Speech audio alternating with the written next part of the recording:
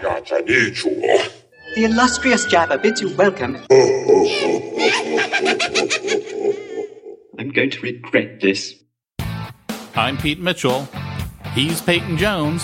And this is the Church Planter Podcast, brought to you by Church Planter Magazine.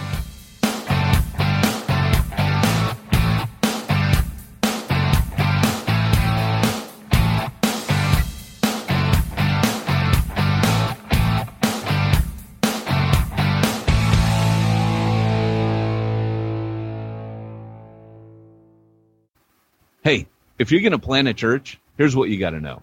You're going to be unpacking and packing up a trailer nonstop. So here's what you do. Rather than doing it the old-fashioned hard way, you do it the easy way. You get a hold of Portable Church Industries. That's right. They'll help you play Tetris with all of your crap that you got to unload every week. So don't make your people mad. Make life easy on them. Make it easy on yourself. Head on over to portablechurch.com and let them give you a hand. If you think I'm sexy, come on, baby, let me know. Welcome to the Church Planter Podcast. Yes, without missing a beat. See, we're like chalk and cheese, PB&J, Heckle and Jekyll. Oh my gosh, man!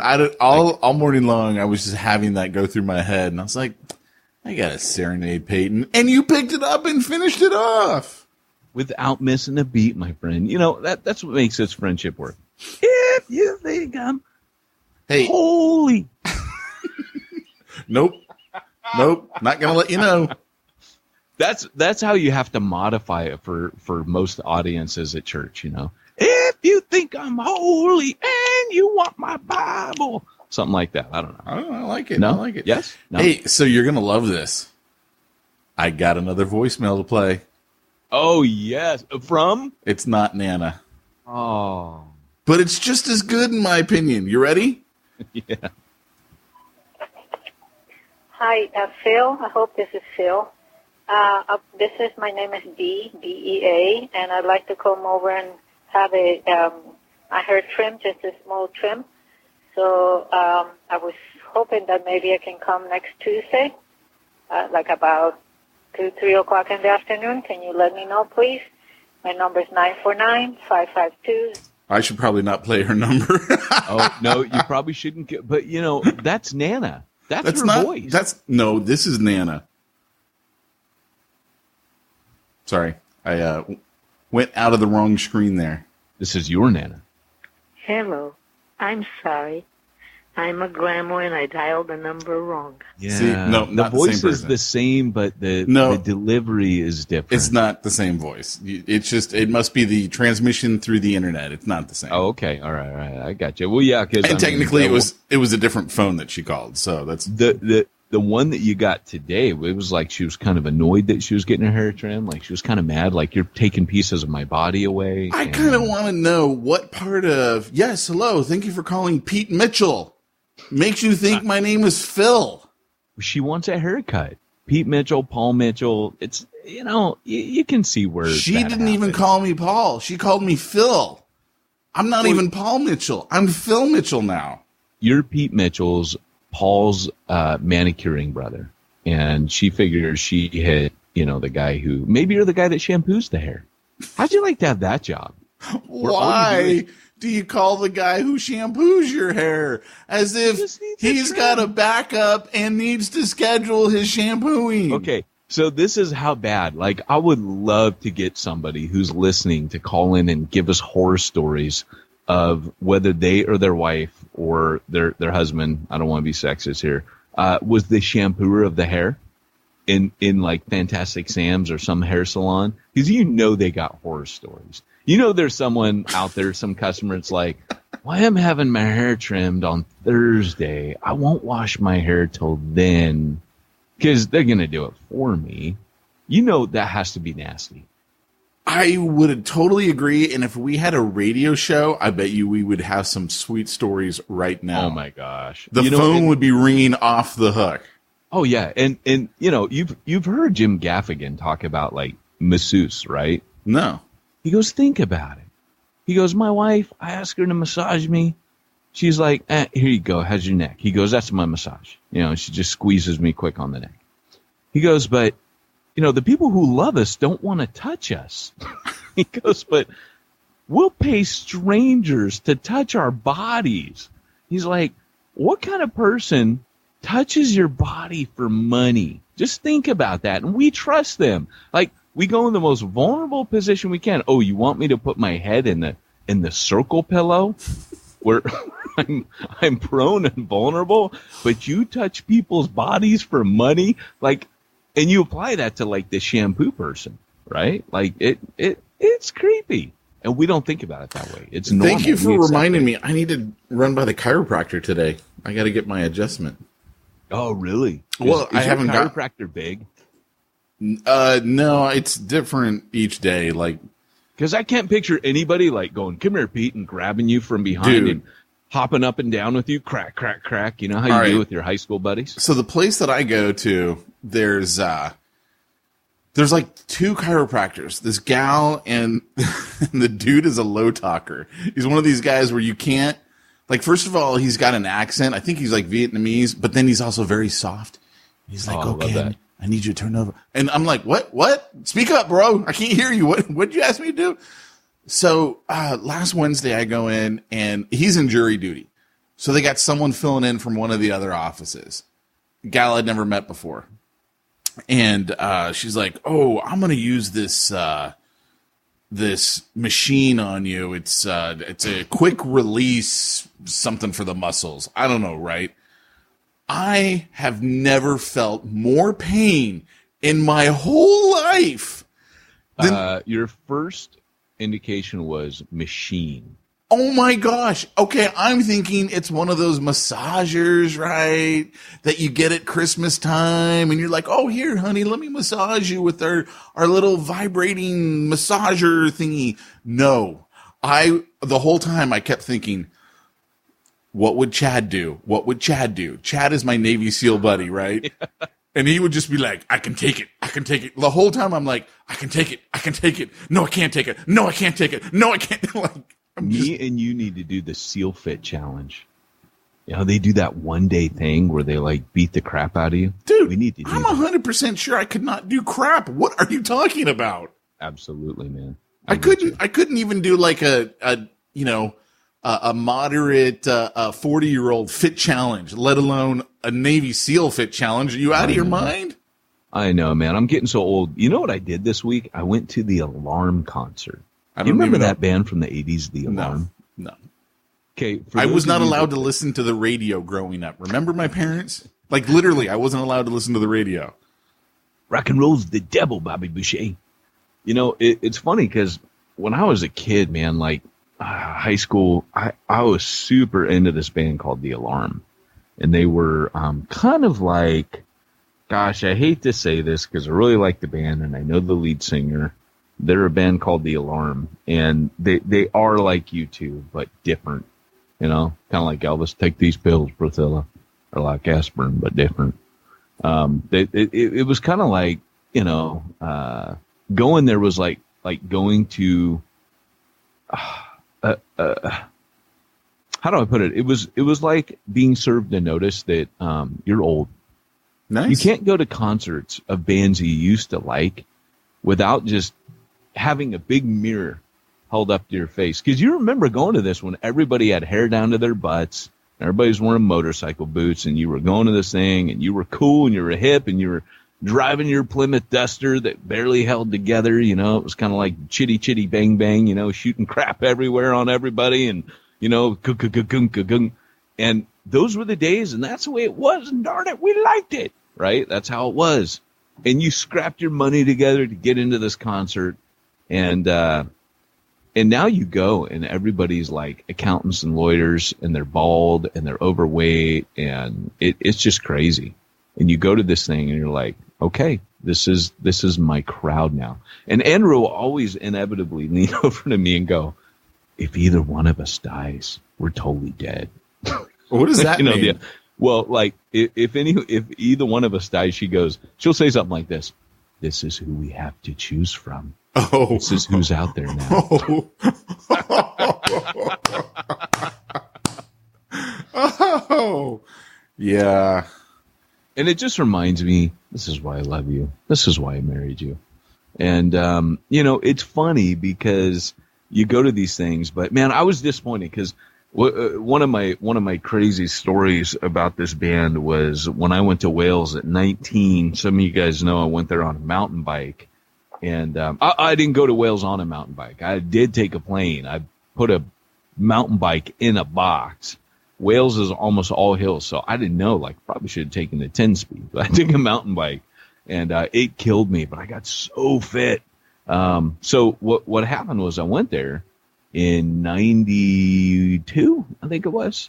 And I knew that this band lived up in North Wales somewhere. So I went up there. And was it an influence and a factor in me going there and moving there? Yes, it was.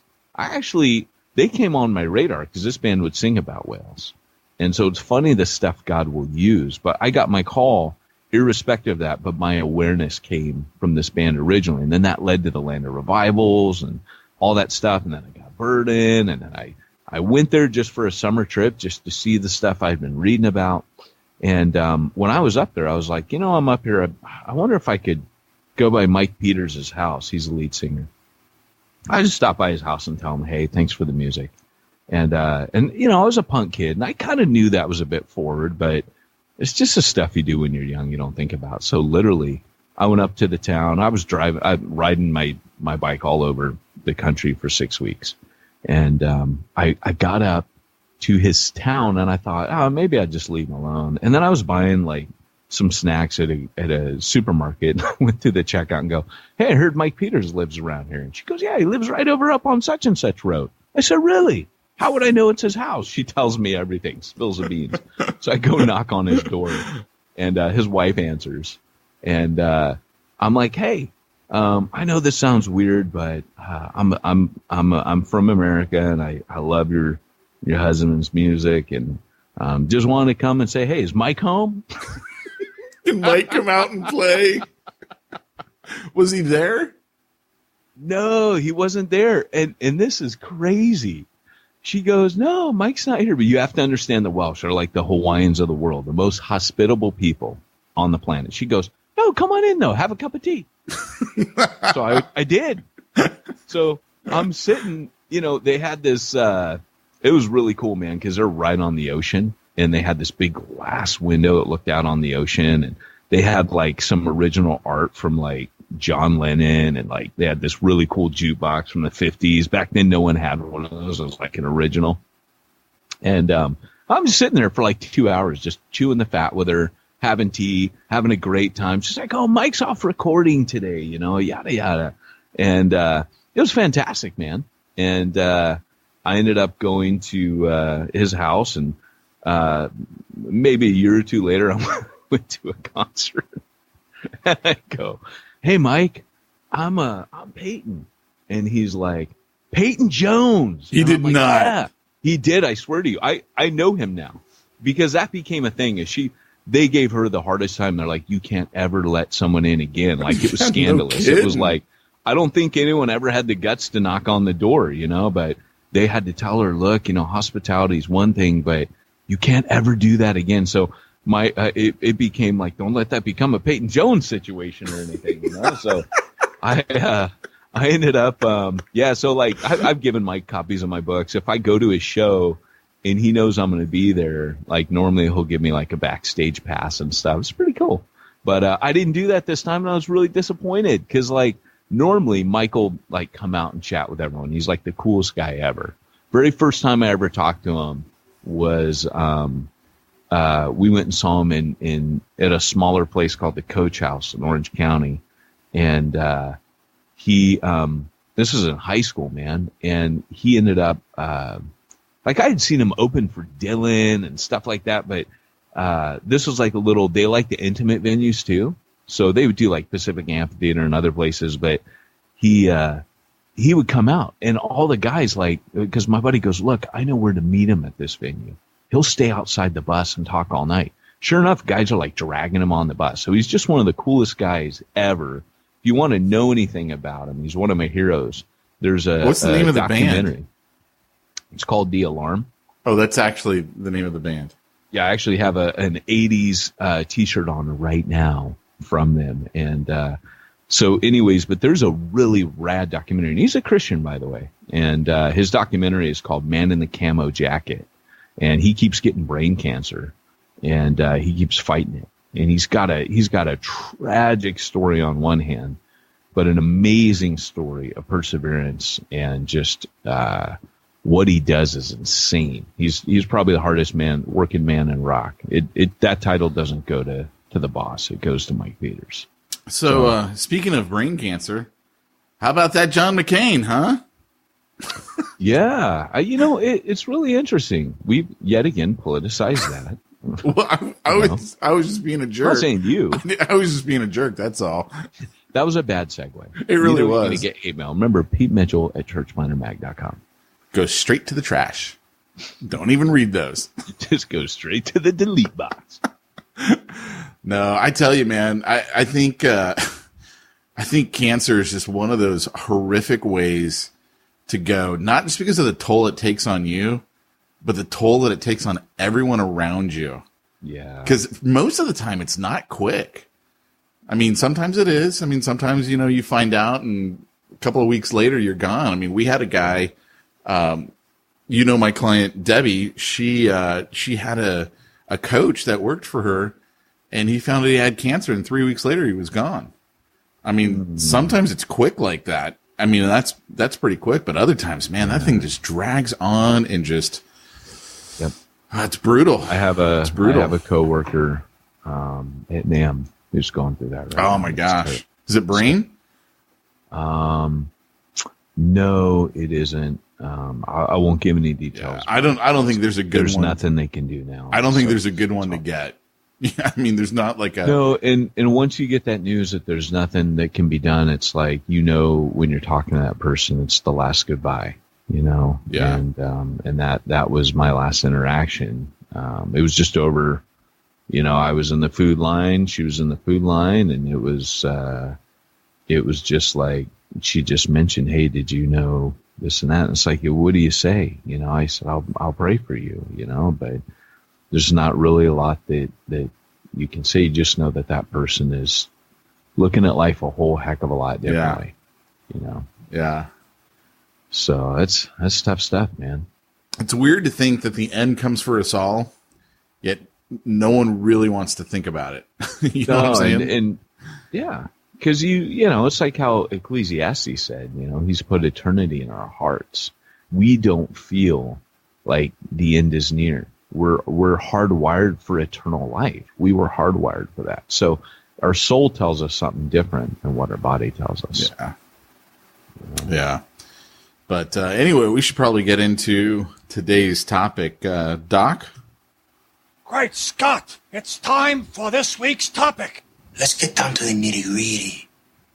So today's topic is Reaching the Unreached, why it's such a great book.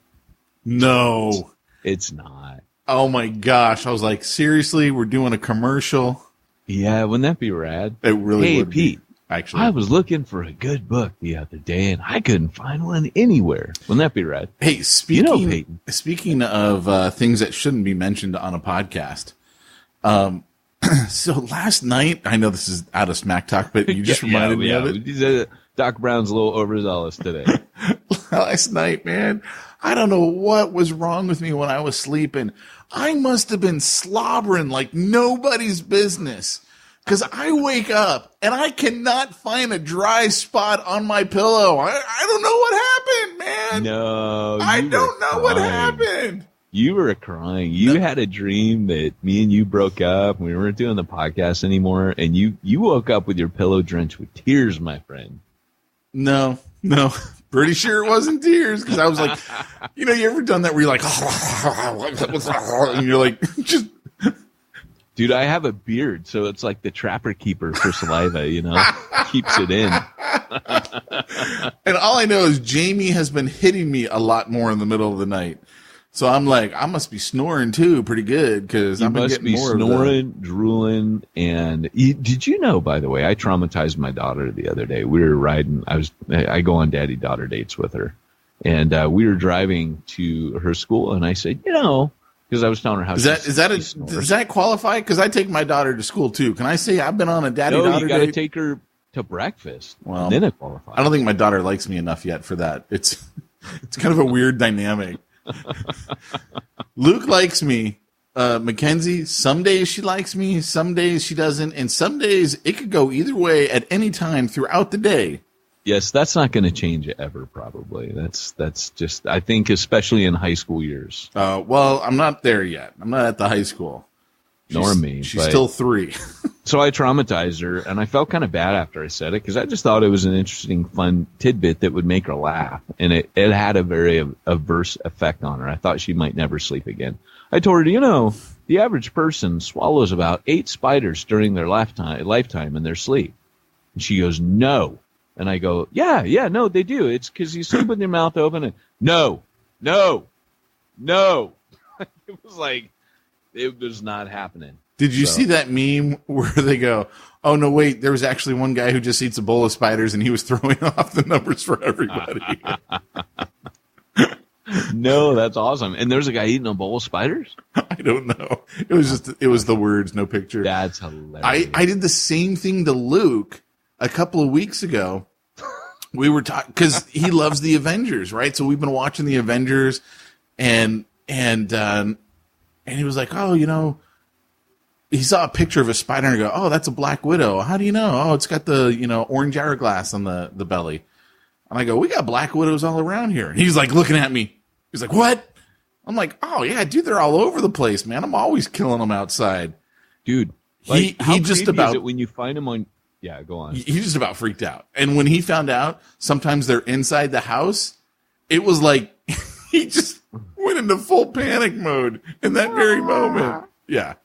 They're really scary spiders. When you find one, they're so aggressive. That's the thing with Black Widows, man, is their behavior is creepy. But my shoe is bigger. Yeah, so you know where I find them? This is terrible. I find them in my kids' playground area.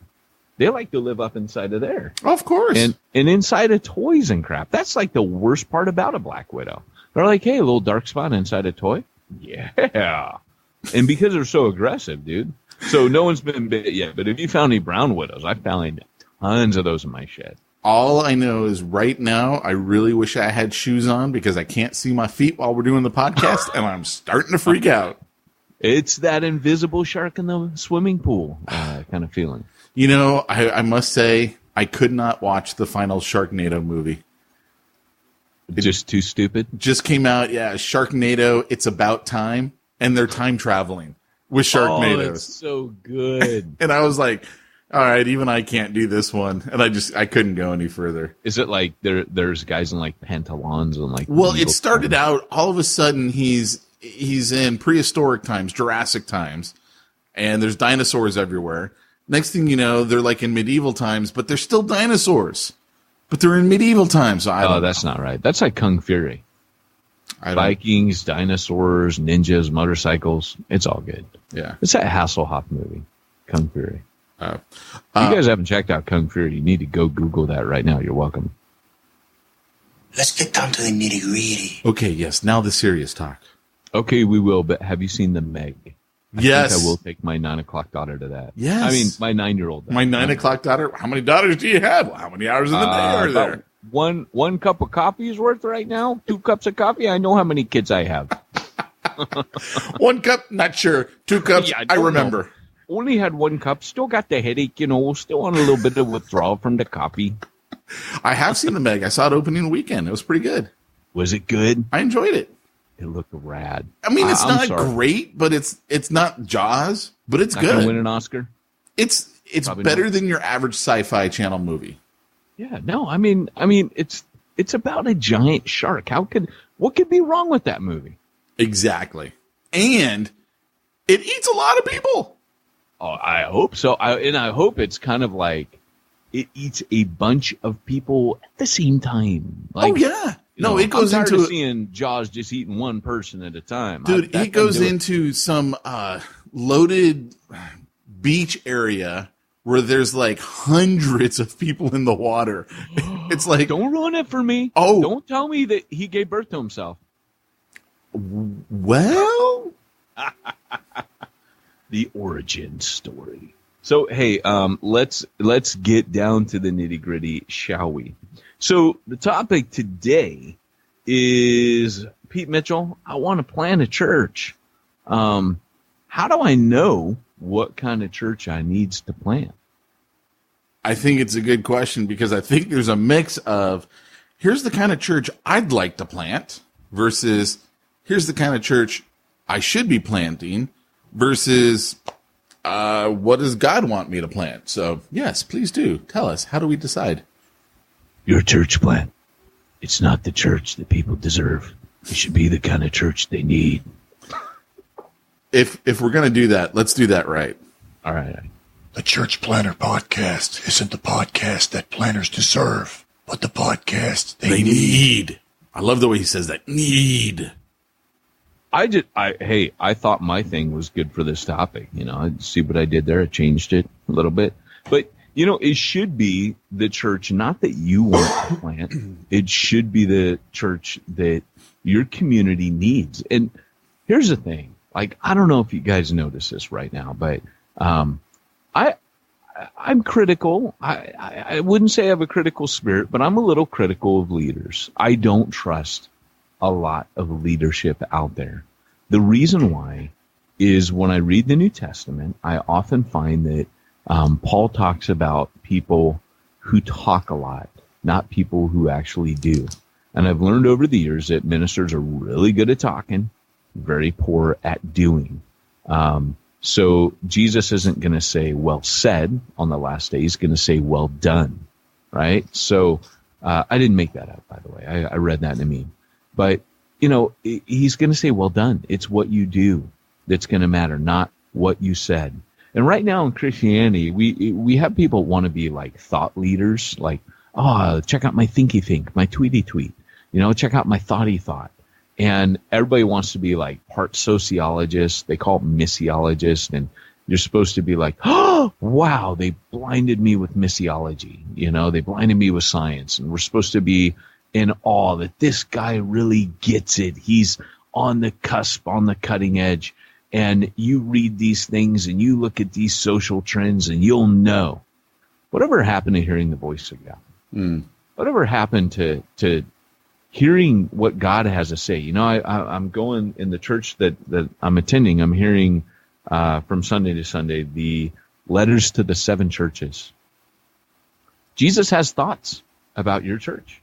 Jesus has things that he observes about you as a messenger, or as one of the angels, as he says, write to the angel or the messenger of the church at Philadelphia.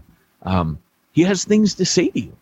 And I just think that as a church, we've gotten away from this idea that you are meant to go do what you're commanded to do, and on the way, Jesus will meet you, and he will show you what you're supposed to do. You ever notice how, like, God sometimes calls people like Abraham? He goes, arise up and go to the country that I will show you. And he doesn't get his marching orders till he gets there. So he waits a long time because he doesn't know what he's supposed to do. And he waits for Haran to die, his father-in-law. And then eventually, then he gets there, and the scholars tell us it's probably like 12 years later that he shows up there. And then God meets with him and goes, well, hey, cool. You finally showed up to the land, to the country I showed you. And now I'm here and you're here. And let's get started 12 years later. And I just think a lot of people nowadays are spinning their wheels. But let's kind of take it apart in the sections that you outlined. You talked about not just doing the one you want. I think that's the biggest danger. Doing the church plant you want to do. Yeah, but I mean, there's a kind of a catch to this, in that yes, I'm sure you have an opinion, right? And there is what you like. That's just a natural thing. There's like, oh, well, you know what? I don't like the church that plays the hymns. I like the rock band, whatever. Mm-hmm. So you're naturally going to be pulled in that direction. Yeah. And see, here's the funny thing is that I don't ever get to do the church plan I want to do. You know what I mean? Like, I would be the first guy to tell you, oh, you know what Peyton likes? Peyton likes a worship service that's got incense in it. And like, people trip out when I tell them this. I like standing, sitting, kneeling because I like it participatory. I like doing creeds. I like singing hymns. I like ancientness. I like all of that stuff. That's me. That's what I like. But God never lets me plant that church. I don't get to do what I want to do. But if you ask Peyton where am I happiest, I'm the happiest in a high church setting, a liturgical setting. Part of that is that's when I got saved. When I got saved, I scooted my butt on over to an Episcopalian church that I could get to easily, walk through the doors and said, I'm ready to worship. And that's what was presented to me, candles and incense and all that crap. And that's how I learned to worship God. So I had been going to a Calvary chapel. So I had seen the guy with the guitar leading, and I liked that. That was good too. But then on Sundays, I could get to another church because my buddy would take me in the other place, but I got to church on Sundays going to one that was easily accessible. And so the reality is, at the end of the day, man, I don't ever get to do the one that I want.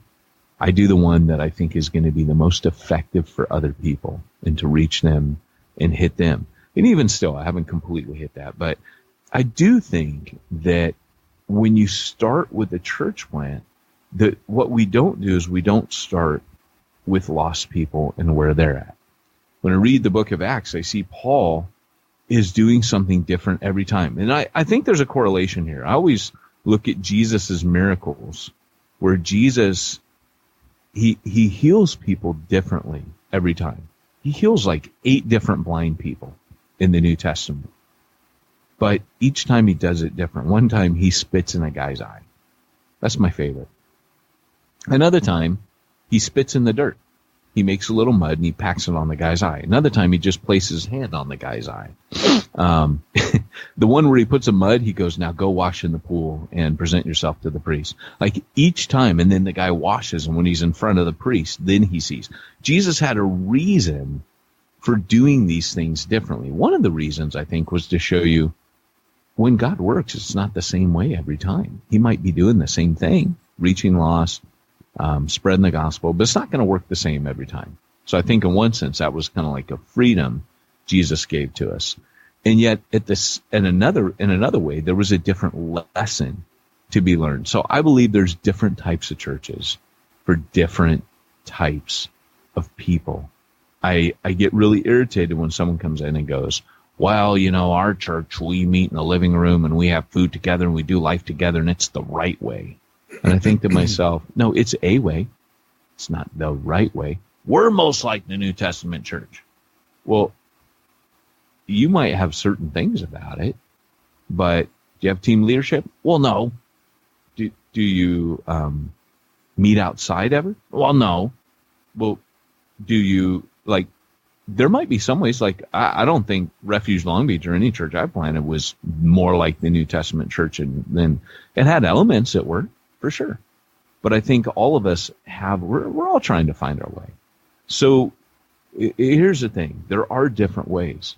And the problem is, whatever's trendy is what leaders tend to fall into. They read a book, they read what God showed some other dude, and then they go, that's what I'll do. I'll do what God showed the other dude. Well, that's cool. And maybe God wants you to do what the other dude did. But maybe he doesn't. Maybe he wants to show you something new. And that's kind of where I'm going with this is, I think if we started, Pete, with lost people, and we kind of looked at, just like Paul did something different every time, just like Jesus did something different every time, maybe we would start to actually find new ways or new things that God wanted to do through our church. Like I stumbled into the whole way that we do things on accident, simply because I wasn't trying to do church. I was just trying to talk to lost people. And in trying to talk to lost people, a new, I would say, model, because you could anything you do can become a model. You can reproduce it. But But I wouldn't go around saying to everyone, you need to go into a Starbucks and you need to start a book club and you need to start a reading group. And then off that reading group, you need to have a church that sits around a IKEA coffee. I can tell you what we did. And maybe you go, oh, that's cool. That works better than sitting in rows for us. But I would be robbing you if I told you that's the right way and that's what you all need to do. Because you might find a better way to even take what I did and do it better. And I want people to find that. I mean, what are your thoughts on that, Mr. Mitchell? Sure. Good. See, I'm always right. Right. I mean, obviously I agree with that, but. Well, think of it.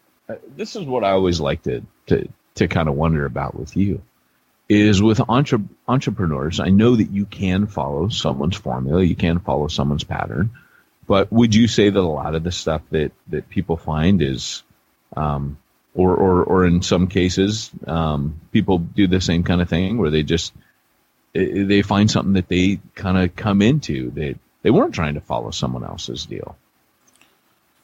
No, not at all.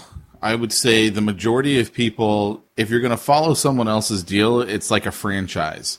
And why do you do a franchise? Because you know it's going to be successful. You don't have to think. It's brain dead entrepreneurism, if you will. Just give me the formula. Great, I plug it in. That's what I think most denominations are. It's the franchise formula. Here, we're going to show you how to basically set it up, where to put the cross, how many rows to have, how to do the band. Oh, and by the way, here's your sheet music. This is what you're going to actually use. I mean, that's the majority of churches is the franchise model. Most everyone else who's not doing the franchise model in business, they do whatever they came from. And however it was where they were at is what they recreate because it's what they know. People always run to what they know. Right. So, and I think it's very much so the same way in church. Like you might be like, oh, I'm totally different. I'm not doing what we used to do. And it's like, yeah, it's smaller, right. And you don't have as cool of a building, but yeah, it is. It's the exact same thing because you do what you know. Yeah. That's why guys like Hudson Taylor were so, shockingly different to everyone else because what they decided to do was, what does the culture need from me? Like, how do I need to be to reach this culture? But that was what made him the oddball and hated, right? Yeah. By the Christian community. Oh yeah. How dare you have a braid and wear those heathen clothes? Right. I mean, and in a lot of ways that used to kind of be like even the Calvary Chapel movement. Like, look at all those guys with their tattoos and, oh my gosh, he's even fighting MMA. That's not, that's heathen. That's the world. And like, yeah, but they're also reaching that culture. Right. And now that's trendy, right? So that's no longer the world anymore. You have to have tattoos and fight MMA just to be you know, American. But yeah. So. No, that's good, man. That's really good insight. I think, I love that you bring up J. Hudson Taylor because there's a shining example of a guy who didn't say, you know what, I need to go, typical English, tea in the Sahara, to quote an old Sting song, where they would go out there and they would literally be Englishmen in the middle of the desert or wherever it was, and they'd have tea time, and out would come the silver teapot and the porcelain teacups, and dude, you're in the Sahara Desert, like you can't. What you're doing this wrong. And missionaries were the same. They would go and you know all the old pictures where they put them in little cravats and ties and 3-piece little suits, and they make the woman wear the girdle, and she's been used to wearing a grass skirt and coconuts, and suddenly it's like, this is what it means to be Christian. It's almost tragic to go through the museum in Hawaii if you've ever been there and look at the westernization of the Polynesian culture. And that was very much how missions were done, and it was seen as an oppression on people. And as we look back through the eyes of history, it does seem very oppressive. We can see it through modern eyes, and the people meant well, and they were often going there at the risk of their own lives, but it wasn't culturally sensitive. It wasn't Paul's idea of becoming all things to all men, where that's what you have to, that's what J. Hudson Taylor did. He said to the Jews, I became as a Jew. So what does it mean if you're going to reach the surf culture? Well, obviously you would grab a surfboard and you would paddle out and you'd start surfing at the regular times where people surf. You'd start going, well, how do I reach these? You'd get to know them first, and you would see why, maybe Sunday morning is not a good time because everyone's out on the waves. You want to reach surf culture, maybe you meet some other time. There's a couple things surfers like to do. They like to surf and they like to eat. They eat a lot because it takes a lot of the calories to surf. So maybe you do a lunchtime thing down on the beach, you barbecue, you know what I mean? Like, you'd figure out some way where it would fit that lifestyle. And like we've mentioned before, that right now there's a movement in Orange County that I know of Christians that they'll get an email and be like, hey, we're going to be here this week. And they'll be in some warehouse somewhere. And it's like what Kirk Overstreet calls pop-up church. He was talking to me recently. He's like, dude, I got this idea. I don't know if you've done it, but it's low overhead. You pop up. And that's Kirk innovating, because Kirk is Don Overstreet's son. And he's thinking, LA, the buildings are so expensive, but we could find something that utilizes public space, and it doesn't have to be the same place, so we don't need permits every time, yada, yada. Pop-up church. And I was like, dude, I know of a movement that's kind of doing that already. And so these are things that they're outside the box, and there may come a day. Hey, and Kirk, what you need for that is you need my texting platform, which I'll give to you for free, because you don't want to reach people with email. You want to reach them with texting. Yeah. So that would be the easiest, coolest way to, like, this is where we're meeting. Here's a link to the address. Yeah. Boom, right there on their phone. No, that's really good, man. And Kirk's like, hey, I think this is the way forward. And I agree with him. And I think the idea that church isn't about the building, and you show up and you do all the essential, what Brian Sanders calls minimal ecclesiology, you'd be okay. You could do that, So as you're looking at this stuff, George Whitefield, same thing. How did he innovate? He basically looked at who was coming to churches. He was in Bristol, and there was a huge colliery, which is a coal mine. And he just said, you know what, these guys, nobody's reaching them. They're never going to come into church. I've got to go to them. And of course, if you remember, he looks in the Bible and he goes to John Wesley and says, hey, John, this is ironic. John, I'm looking in the Bible, and Jesus wasn't in churches. He was actually outside. And John says, George, this is blasphemous. Pursue this thought no further. This will take you into dangerous places, because the authority of the church was everything back then. And so, and in fact, Wesley remained a loyal Anglican till the day he died. He would never let him pull. Charles every year would be like, do we got to pull away? And he'd say no. And the reality is, what would Whitefield, if Whitefield had just, if he hadn't innovated, he saw his Bible, it gave him freedom, and he just went and tried something different. He wasn't trying to plant a church. He was trying to reach lost people. J. Hudson Taylor wasn't trying to plant a church. I think this whole planting a church business can sometimes be just a crock of bullcrap. Like, I'm trying to plant a church. Why? Like, what's your end goal? Are you actually trying to reach lost people or not? And I know this is like Church Planter Podcast 101, but when you're asking what model or what type of church plant, you can't get that out of a book. You might read a book that tells you how to do the model that you're supposed to do by someone who blazed that trail and did it well.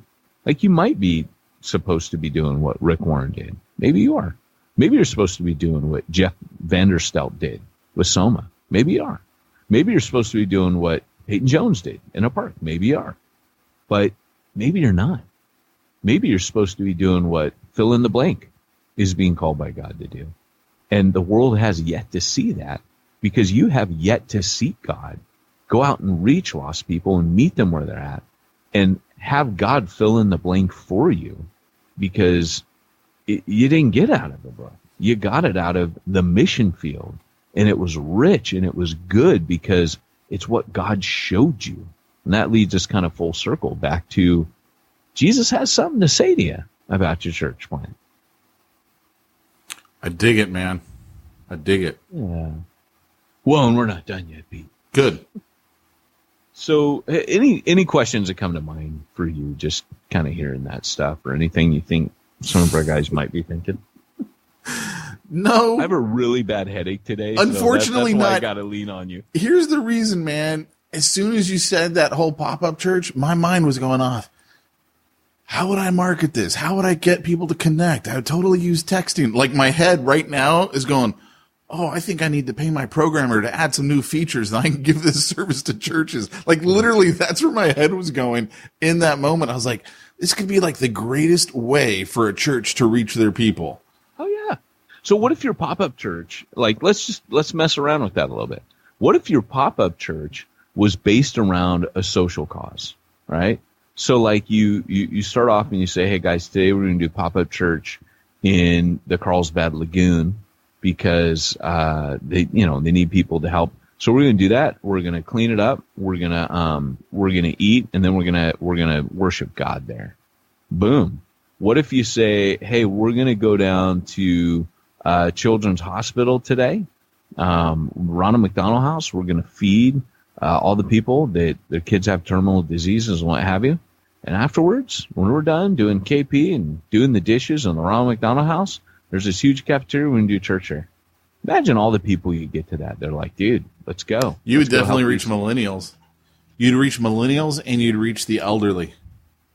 Right. It's ironic, but I was thinking about this with a church plant that I know. And the elderly are some of the most let me put it like this. They would be some of the most active in missions if a church would actually go on mission. And I think for a lot of them, it's because they know, hey, you know what? I'm coming up on the end of my time here. Yep. You're so right, dude. I want to do something. Why isn't anyone ever doing anything? We're always talking. We're always showing up here at church, but we're never actually doing anything. That's so true. And so I think that segment of the population would activate very quickly for this type of idea. And so would the millennial, because that's like their whole thing. It so is, man. Everything you just said right then. Like, I've noticed this with old people big time. Like elderly. Yeah. The grippers. I've noticed this with the gray hairs. I've noticed this with the grippers, when they grab you. Oh, how are you doing? Oh, so that in Wales, you call them grippers. I refer to them as huggers. Yeah, yes, they do. And there's so, this gal at our church. I think she's autistic. And so like the first time I met her, she was like a hugger and I let her hug me because I knew she was autistic, or I don't know what it is, but I just assume that's what it is. And then, after going there for like a year and a half, one time she came up to me to hug me. I go, hey, I'm a handshaker. We've moved past that stage. And so now when I see her, she goes, you don't like to hug? I'm like, nope, I'm a handshaker. And I just hand my hand out. I'm like, dude. That's so rad. There was a meme that I almost sent you, and it was like, when the preacher says, hey, okay, everybody, reach out and greet one another, and the guy's not into it, and it had this picture of someone freaking out. It was something from a movie. It was funny. I almost sent it to you, but that moment passed. Sorry. So, hey, but yeah, hey, I think, what were we talking about? I don't even remember now. I totally ruined it. Oh, my brain, it's got a headache. But pop-up church, man. So we're just talking about linking it to social causes and how the older folk could be into it. And I honestly just think that, there are things out there that someone here is going, that's cool, I'll do that. We've talked about, starting up like a business as mission, running church out of that. But your business is literally just, your goal is to become the best coffee roaster in your county, and you run something. There was a guy who came and saw me for a little bit of advice. He was starting up a church where it was like a farm to table restaurant, and every plate you bought would donate a meal to a charitable cause. So it could be women and children's shelter. It could be something like the Ronald McDonald. They would donate a plate to someone in need for every plate you bought. And he was like, it's social entrepreneurship. And he linked that with the church. And he was like, hey, this is my model. And I love it when I see this kind of innovation. I think it's cool when someone comes along and sees it and goes, I want to do that. But it's even better when someone they're just listening. They're just paying attention to not only to culture, but to God. Because I think God is paying attention to culture. But we make it sound like we just pay attention to culture and we'll figure it out. Well, what's interesting is a church that Jamie and I went to years and years ago when we were first married. After we left, their pastor retired, and the youth pastor finally got to take the reins. And it's a mega church. I mean, when we left, they had a few thousand people a weekend show up there over multiple services, and like I said, after we left, they got on the kick of taking care of foster kids. I shouldn't say the kick. I mean, that diminishes what they were doing and still do. But it became like, this is, as Bob Goff would say, this is the fight we're picking. We're picking it with kids that have basically been abandoned or neglected. We as a church are going to address this issue. And so people in the church were taking on foster kids. This guy who I went to Biola with, we reconnected because he's in real estate. He was telling me, he was like, yeah, we still go to that church. And, that's why we've got, I think he had like 2 foster kids that he either had adopted or were in the process of adopting. He's like, they just said, hey, this is the fight we're going to pick, and this is what we're going to do. And again, it's getting people off of the sidelines and into the big game. Just pick it as a church. Like, this is what we're going to do. I know at the church plant that I've been going to, the nonprofit or the issue that they seem to constantly be taking up is they're working with one of the women's and children's shelters, the abuse shelter, where the women are taken in after they've had problems with domestic issues, with whether it's a husband, a boyfriend, whatever, young mothers, single moms, all that kind of stuff. Like that's been their thing that they've really taken on, which, I mean, realistically, as a church, we could get behind it even more. Right now, we get behind it on, hey, a couple times a year, hey, this is what we're going to do. But if it became a weekly thing, hey, this is what we're doing. Kind of like what I see a little bit of Refuge Long Beach doing, at least they used to. I don't know if they still do. I know they were really involved with one of the shelters there. Yeah. But yeah, I mean, I definitely think. Here's the funny thing about that was we partnered with another church called The Garden, and it's 1 block from the shelter. And so when we partnered, there's still some people that come over, but most of them can walk there instead of taking the big van. And it just kind of made sense. Like here's why churches don't partner with other churches, because you lose people. But equally, I think we gained a couple people from the Garden too, but it doesn't matter, because if what we did for that time was to adopt a women's children's shelter that people could get saved at, because I know they're going to go to the Garden and keep getting saved, and maybe even more so, right? Maybe more people are willing to walk a block than get in a van and drive 8 blocks to our church. So that whole idea, we sat in and I'm always so proud of this team, because they're like, well, we knew that was a risk, and it that we would lose these people. We love these people, because in a church like Refuge, it is all relationship, But they're like, but hey, it makes sense. And so they said, we're going to entrust that to them. We still have that relationship. We still have some people come over, but we said, we're going to entrust that. And guess what? We get to go find someone else. And if that means we marry them to another ministry and the gospel, that's Refuge Long Beach's vision, is to go after the ones nobody else is, to catch those that are falling through the cracks of the mesh in the net that churches have cast over that city. And if we find those other fish falling through, we've got our own net and we'll catch them, And we're happy to go put them back in somebody else's net. That all we care about is that they're caught. Does that make sense? Yep. So it's really cool, man. Like we're, that church. So guess what we're looking for and praying for right now? Someone else to adopt, someone else to go after. And that's what makes it fun to me, because I'm apostolic. Apostolic people get bored. You'll get bored with whoever it was. And that came about because I challenged a team. You have to not do nothing this Christmas. You have to do nothing is a sin during this time of year. You have to do something. I don't care what it is you do. Get out there and do something, because this is not. And that's what came out of that. And that was the team. That wasn't me. But it was me maybe putting the boot of motivation up the backside of complacency, so to speak. But or maybe it wasn't even complacency. It was lack of direction.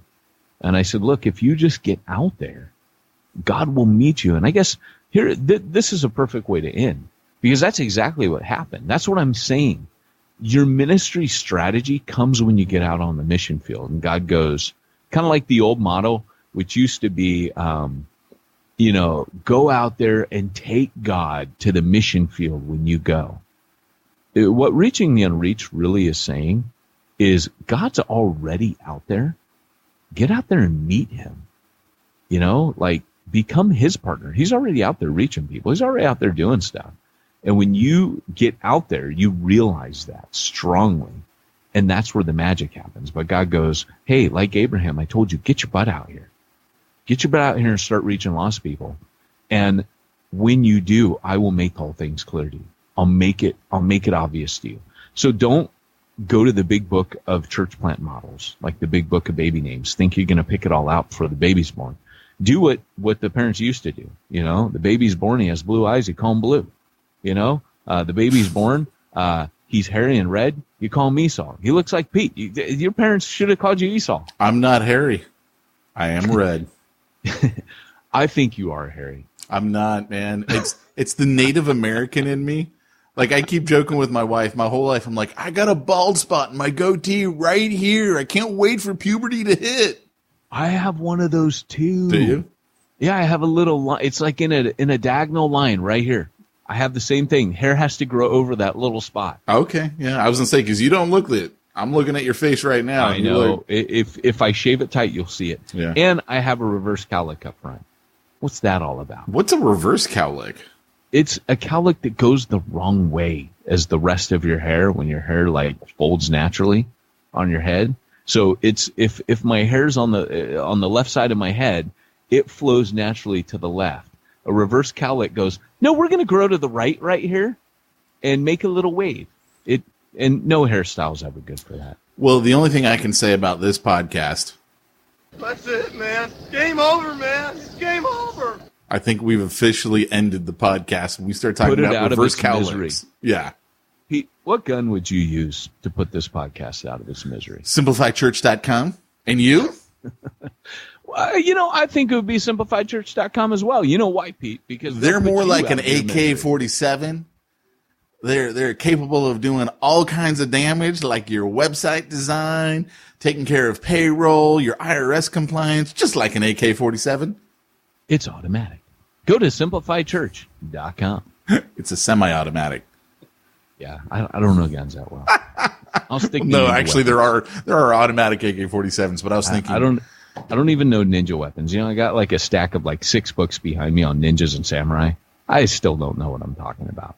But hey, guys, thanks for joining us for the podcast today. This has been Peyton Jones and Pete Mitchell telling you that if you want to reach the people no one's reaching, you need to go where nobody's going and do what nobody's doing.